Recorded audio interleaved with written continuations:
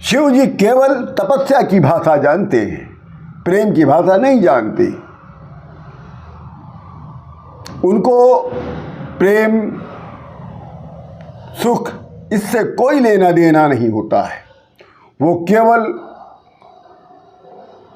ध्यान, मुद्रा, तपस्या, इन सब चीज़ों में उनका मन लगता है।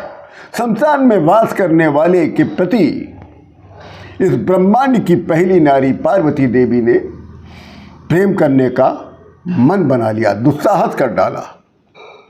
और अवैसी तपस्या, ऐसा प्रेम जिसने कठिन तपस्या का रूप दे दिया। पहले तो तपस्या किया, पहले ध्यान किया, उनकी पूजा किया, अर्चना किया, फिर उसके बाद तपस्या करना शुरू किया। जब तपस्या करने पे भी प्रसन्न नहीं हुए देवाधिदेव महाराज, तब पार्वती देवी ने अपनी तपस्या को दुर्लभ कर दिया। ऐसा दुर्लभ कि कभी वायु पीकर तपस्या कर रही हैं, तो कभी सूखे पत्ते खाकर तपस्या कर रही हैं, तो कभी बिल्कुल निराहार होकर तपस्या कर रही हैं, तो कभी पांचों तरफ अग्नि जलाकर बीच में बैठकर तपस्या कर रही हैं, कभी ठंडक के दिनों में नदी की बीच धारा में उतरकर तपस्या कर रही हैं। ये एक तरफा प्रेम था जिसके बारे में शिव जी को कुछ नहीं पता था, क्योंकि वो तो सन्यासी हैं, वो योगी हैं, काम का दहन करने वाले, अखंड ध्यान करने वाले के प्रति पार्वती देवी का प्रेम, तो प्रेम कहाँ रह जाएगा, वो तो तपस्या बन गया। जो काम का दहन करता हो, जो जिसकी ध्यान मुद्रा अखंड हो, जहाँ कोई विचार, कोई क्रिया, कोई रूप प्रवेश नहीं कर सकती, उससे पार्वती देवी ने प्रेम कर डाला। किंतु प्रेम कैसा? ऐसा प्रेम जो तपस्या का बल, कितना अद्भुत, अपराजेय। पार्वती वहां प्रवेश कर जाती हैं जहां पर कोई नहीं प्रवेश कर सकता। योगी राज शिव की समाधि में इतनी बड़ी सेंध लगाना, ध्यान भंग करना और अपनी ओर अपने सौंदर्य पर उनको मुग्ध कर देना, ये पार्वती देवी का प्रेम नहीं, उनके तपस्या का परिणाम था। पार्वती देवी के प्रणय निवेदन के आगे प्रलयंकारी शिव लाचार और बेबस हो गए। पार्वती की तपस्या के आगे शंकर भगवान ऐसे खड़े थे जैसे कोई उनका खरीदा हुआ कोई दास खड़ा।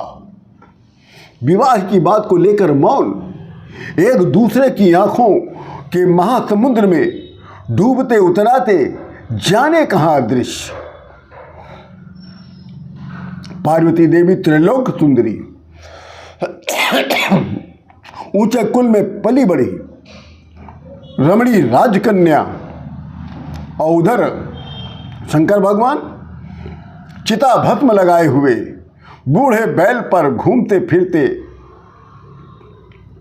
बैरागी भस्मी शमशानवासी शिव जी, और इधर शुभ और सौभाग्य के आभरणों से अलंकृत पार्वती देवी, तो उधर सर्प नरमुंड से रक्त रंजित गज चर्म से लदे हुए शिव जी, और इधर लाश से, तो उधर तांडव, इधर मंदिर की मंगल ध्वनि, तो उधर शमशान में गूंजता हुआ हाहाकार। मंगल और अमंगल, कोमलता और कठोरता, जीवन और मृत्यु, राग और विराग, रति और निर्वेद का ये अनूठा सामंजस्य, इसी को कहते हैं सच्चा प्रेम।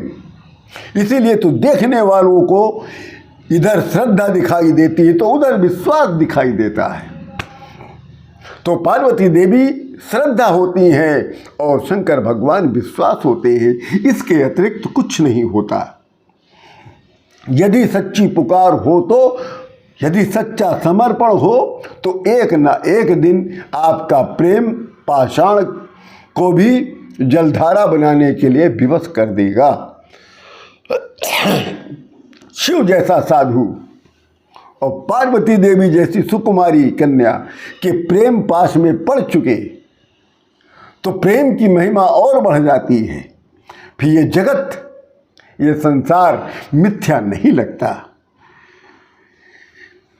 निबिड़ अंधकार में भी जीवन का पुण्य स्वर्ग की सीढ़ियां चढ़ने लगता है। आत्मसिद्धि के बाद समाधि से उठ बैठे शिव ने जिस तपस्या से तीनों लोकों को साध लिया था, उसी तपस्या से पार्वती देवी ने शिव को साध लिया। शिव जी पार्वती की तपस्या पर रीझ उठे और उनकी सौंदर्य तो निश्चल था, निष्कपट था, इसलिए अलौकिक था। शिव के विराट स्वरूप में डूबकर पार्वती देवी ने संसार की नींव रखी थी। प्रेम तपस्या के प्रतिफल के रूप में चरित्रार्थ हुआ। शमशान का वैराग्य प्रेम के सुंदर कानन वन में पहुंचकर बसंत का उत्सव बना दिया। कैलाश पर्वत की बर्फ पिघलकर नए जीवन में ढल गई। शिव और पार्वती की जोड़ी संसार की सबसे बेमेल जोड़ी बन गई, किंतु यही जोड़ी प्रेम और समर्पण की उदाहरण बन गई। अंततः औषधि प्रस्थ में दोनों का विवाह हुआ और विधि पूर्वक लोकाचार से भी दोनों का विवाह संपन्न हुआ। वैराग्य का श्रृंगार होते हुए पहली बार देखा गया।